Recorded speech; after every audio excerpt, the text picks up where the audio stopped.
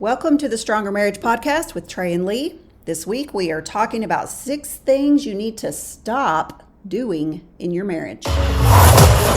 Welcome to the Stronger Marriage Podcast with Trey and Lee. On this podcast, you'll hear real topics about real life. They cover everything from married sex to raising kids to loving your spouse so much that you're willing to forgive them for occasionally being the most annoying person in the world. Trey and Lee have raised 4 boys, been married over 30 years, and somehow still really like each other. And now, live from the metropolis of Childress, Texas, a place so flat you can watch your dog run away for 3 days. Here are your hosts for the Stronger Marriage Podcast, Trey and Lee Morgan. I think we should include in there a place so hot that you'll feel like you are already in hell. Something. I don't know. It is hot. It is hot. I know it's hot everywhere. It's probably hot where you live, but yes, did we set records yesterday? We did. What was our temp? 113? I think we got up to 114 here in Childress. That was ridiculous. I am thankful today for air conditioning. Yes. And yesterday for air conditioning. And it was hot. It was a hot one. But we're glad you've joined us. We hope you're in an air-conditioned vehicle or in your house where it's cool, or on a cool morning walk listening as you get your exercise in. I do that a lot. And we're talking things that you need to stop doing in your marriage, but we first have a couple of things we need to talk about. One is, I had someone ask, and I haven't done a very good job updating, and I appreciate them asking. If you've been following our podcast, I've had a couple, 3 surgeries for some melanoma and some things that a doctor had found, and wanted to update you that every one of those have come back very good. They have got everything they have been trying to cut out, and going back next week to get the stitches out and kind of see what our further steps are. But we appreciate your prayers and concerns, and everything has been good to thus far. Yes. And so we appreciate that. We do. Also coming up this weekend, the 22nd and 23rd of July, we are going to Tennessee. We're going to be in the Nashville area. Franklin, Tennessee is where we'll actually be. We're doing a workshop at a hotel. We're excited about that. The Mount Juliet Church of Christ is hosting that, and they're doing it at a hotel to make it a true getaway weekend for couples to come and just get away without their kids. Yes, I love that. It's going to be so much fun. It is. It's going to be good. And then I want to remind everyone, on the 31st of July, we're going to be having an online kind of mini workshop. Just an online date night with us for about an hour and a half. We'll have 2 45-minute sessions. It will be fun. You can sign up on our webpage, treyandlee.com. If you're too far away that you go, we never get to go to workshops, it'll be worth you coming to hang out with us that night, just to kind of get a little taste of kind of what some of our workshop material, some of the things that we do. And we're going to do it in a Google Meeting group is what it's going to be, not on Facebook. And so, all the details are on our webpage. And so we're excited about that on Sunday night, the 31st, from about 7 to 8:30 is kind of what we're looking at. Wanted to get everybody updated on that. Sounds good. Okay. Excited about all of that coming up. And can I give you one more? Yes. Borger, Texas on August the 6th. So there you go. All registrations for those 3 things Are open. Franklin, date night, and Borger, Texas are open. So let's kick right in. Let's talk about 6 things you need to stop doing in your marriage. These are things that are pretty common things that sometimes everybody does, but we want to talk about why we need to stop doing these things, because these are really kind of bad habits or things that aren't good in our marriage. And so right off the bat, number 1 thing you need to stop doing in your marriage is stop putting things before your spouse. Yes. Stop putting things before your spouse. Stop putting things before your marriage. Mm-hmm.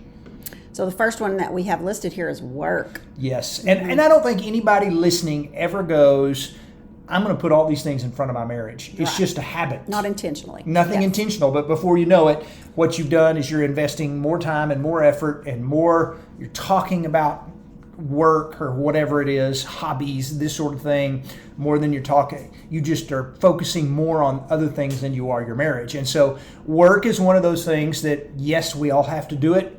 We all have to go to work. Work is a part of life, but don't let work trump or take priority over marriage. Another one is kids.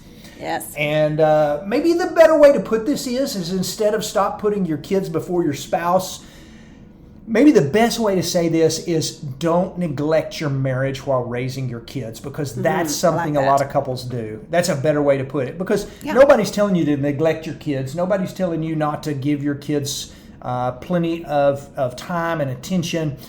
What we're saying is it's very common for couples to go, hey, we're raising our kids and we need to focus on them. And when they're gone, we'll go back to being married.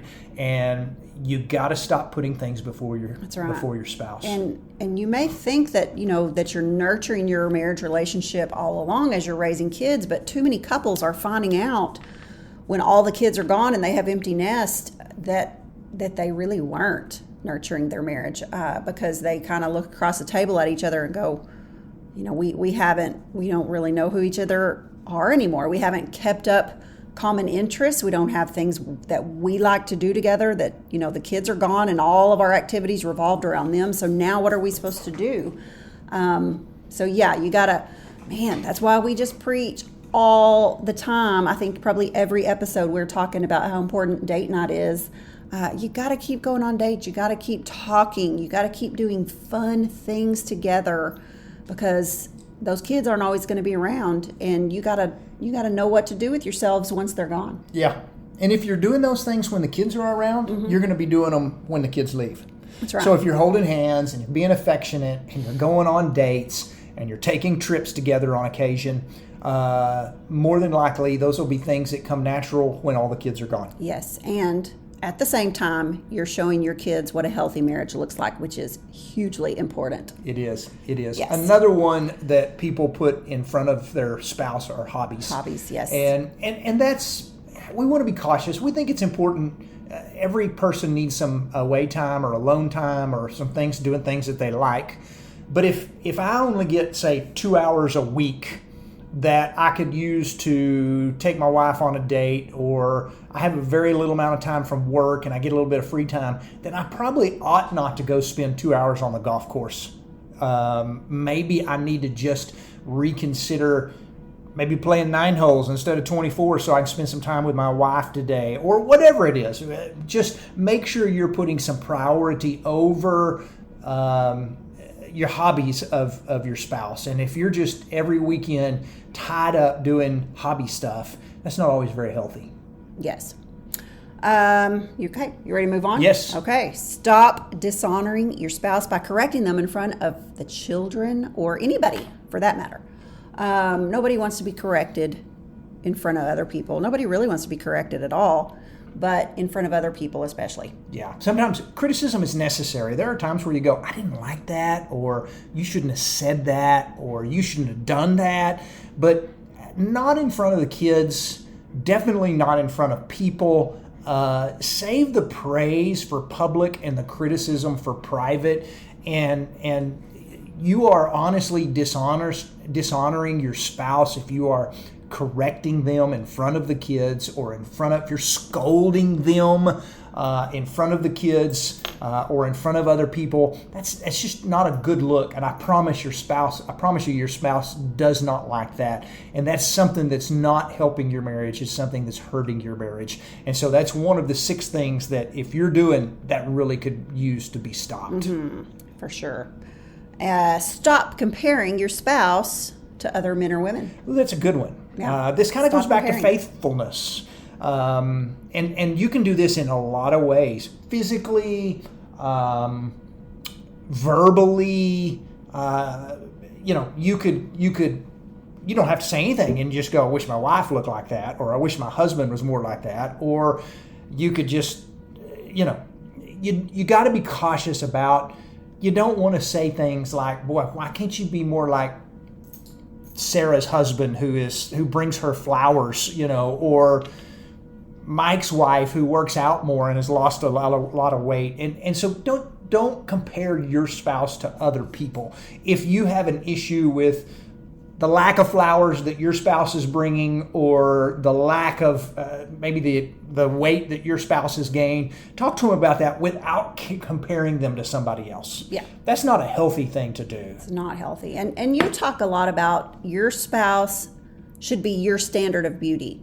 And so, we also want to say here, don't compare your spouse to, the supermodels that you see, on magazines and the good-looking guys you see in the movies or whatever. Don't expect your spouse to look like that. And I mean, you love your spouse for who they are. They are beautiful. You married them, and so don't hold them to a standard that's that high. Yeah. Don't oogle over someone other than, is oogle a word? Oogle, I guess. Okay. Yes. Don't oogle over somebody that is not It is your now. spouse. We've invented a word on the podcast today. So go home and try that one on your kids and see if they know what that is. But don't compare your spouse to other people. And especially don't do it out loud. I mean, don't do it at all, but don't do it out loud where you're just kind of going, can't you be more like Mike's wife or Karen's husband or whatever it is? That's just not a healthy look. Yes. Number four, yeah. Stop trying to change your spouse. Yeah. Now some spouses need to change. There are probably some things, maybe one thing I might need to change, and a lot of things that you might need to change. Yes. No, there are all things that we need to change and we need to work on. But what we're talking about here is when we're trying to change our spouse, it's maybe we're trying to change our spouse to be more like us or to think more like us, to do things different than maybe their personality states. Mm-hmm. It would be me trying to make my wife, let's be a little more extroverted, or, just trying to change your spouse to maybe, it's okay to view your opinion, but sometimes people can be very successful in doing one thing two different ways. Yes. That's true. And so we have to be careful that we're not always trying to change our spouse. Again, we're not saying don't tell your spouse to pick their clothes up out of the floor. We are saying it is okay if your spouse likes to eat their cereal different than you. Yes, that's true. This is a hard one for me because I feel like the way I do things is the right way to do things. But including eating cereal. But we have learned. It didn't take us long to learn it, but we have learned over 34 years of marriage that we do almost everything completely differently. Isn't it just crazy how the things that attract you to each other before you're married are the things that once you're married and get comfortable with each other are the things that absolutely drive you the craziest about each other? I don't know. That's seems like that's the case. It is sometimes. But yes, we have talked. If you've listened to us enough, you know that we are very, very different and we do things so differently. And this was a huge struggle for us when we first got married because I just thought he didn't do anything right. He doesn't do things the way I do it. He doesn't put the toilet paper on the right way. He doesn't even close cabinet doors after he opens them. I didn't even know there was a right way to put toilet paper on.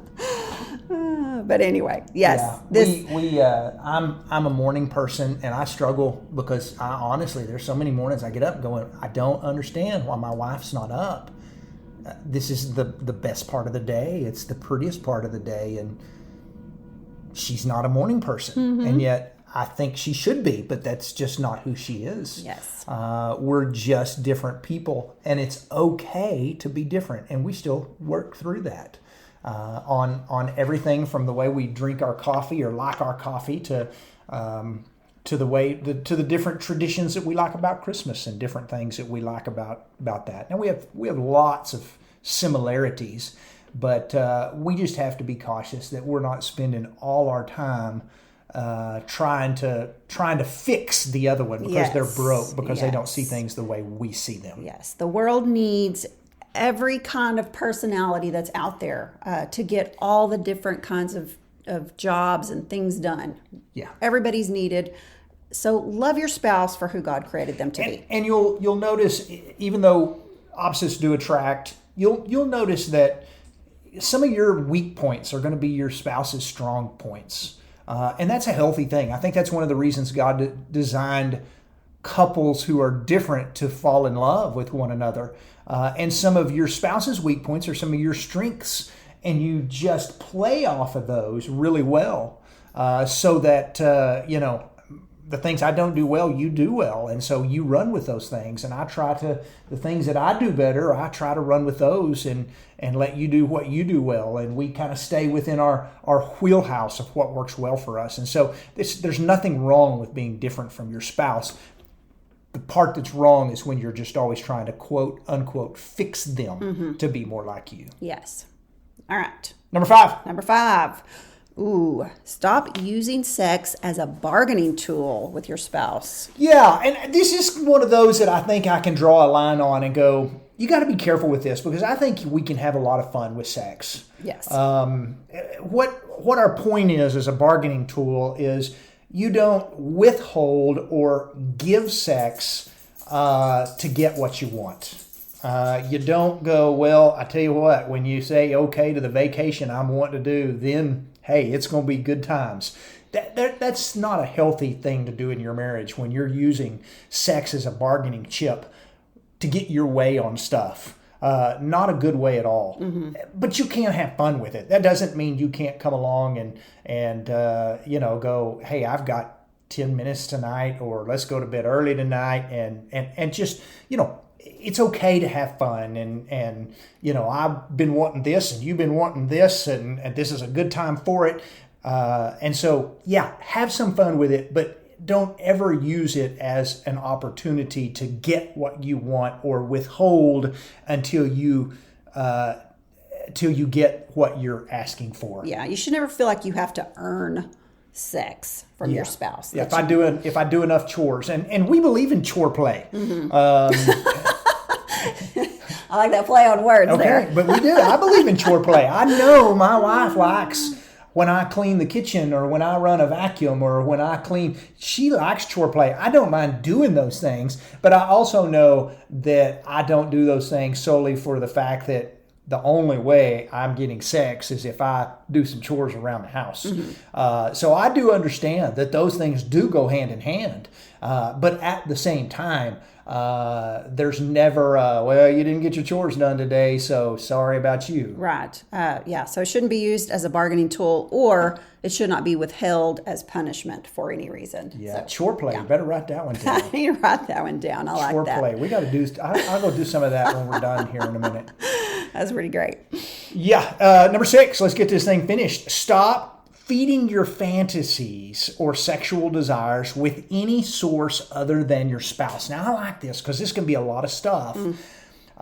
Stop feeding your fantasies, we're going to say this twice, or your sexual desires from anything other than your spouse. Now, this can be flirting with other people. That's a no-no, at least in our book it is. I don't want my wife flirting with someone else other than me, and at the same time, she doesn't want me flirting with somebody else. And you may find that to be a little fun and exciting, but hey, don't feed your fantasies or off of flirting with someone else. Don't feed your fantasies off of pornography. Instead, pursue your spouse. Don't feed your fantasies or sexual desires or whatever from a coworker.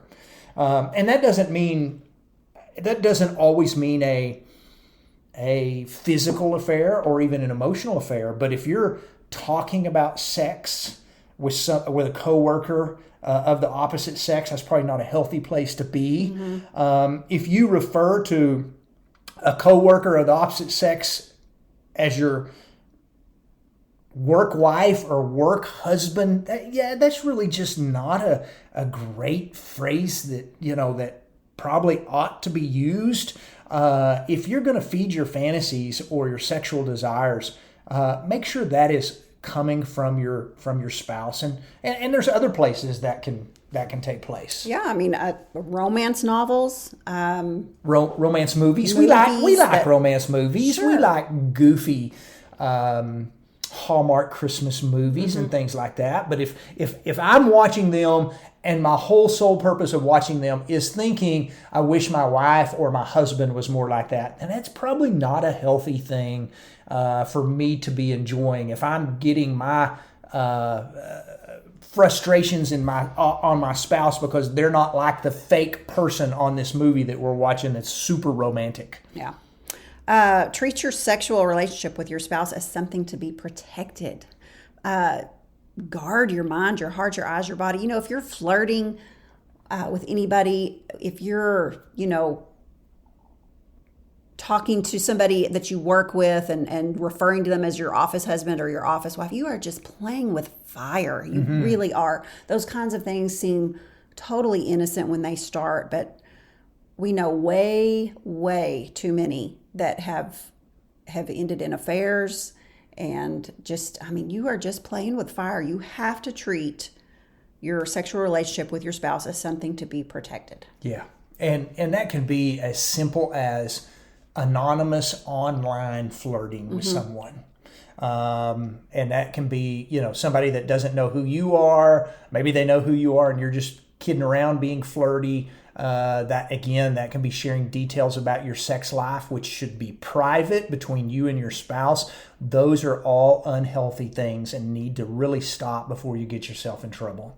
Those are just areas that we've got to be more cautious on, that we stop those things because we want to build a healthy marriage. And yes, for sure.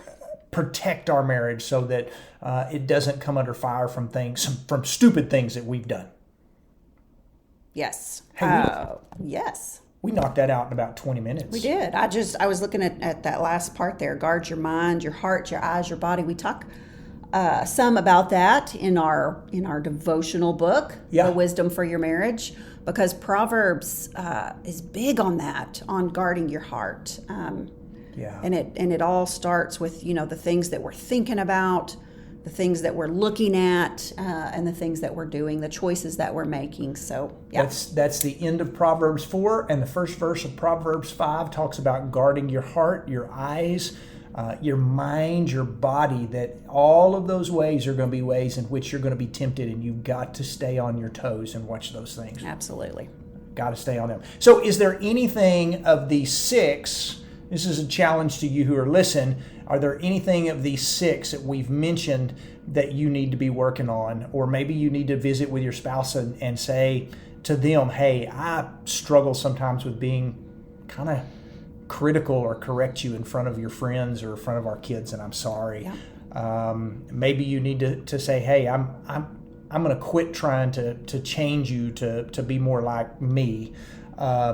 Basically, we can listen to podcasts and we can read marriage books, and you can all day long go, yeah, I need to work on that. But until you don't actively start, it's not going to make any changes. You're going to have to step up and go, all right, so I'm going to tell my wife or my husband, I'm going to do better on this, and I want them to hold me accountable. When they catch me correcting them in front of the kids or whatever, I need them to say, hey, you need to, you did that after you said you weren't going to. Right. And so that's a healthy thing to do. And it's not fun having your spouse go, you did it again, but you're never going to stop doing some of these things if you don't ever talk about them. And maybe you need to sit down and go, hey, have I used sex as a bargaining tool? That sort of thing. Yeah, kind of evaluate some of these things that we've talked about. So super quick recap. Yep. Number 1, stop putting things before your spouse. Number 2, stop dishonoring your spouse by correcting them in front of the children or others. Number 3, stop comparing your spouse to other men or women. Number 4, stop trying to change your spouse. Number 5, stop using sex as a bargaining tool with your spouse. And number 6, stop feeding your fantasies or sexual desires with any source other than your spouse. Yeah. And back to that one again, if there's something that's not feeding you fantasy-wise or sexually-wise, visit with your spouse about it. Absolutely. That's a healthy thing to do. There's at least one out of those 6 that we feel pretty sure that you can improve on or that you need to stop doing. Couples with the best sex lives are the couples who are willing to talk and discuss things. Absolutely. Yeah, Communication. and the best marriages, period. Communication is the best marriage. We appreciate y'all joining us and hanging out with us today. It's been a fun podcast. And we will see you in 2 weeks. 2 weeks.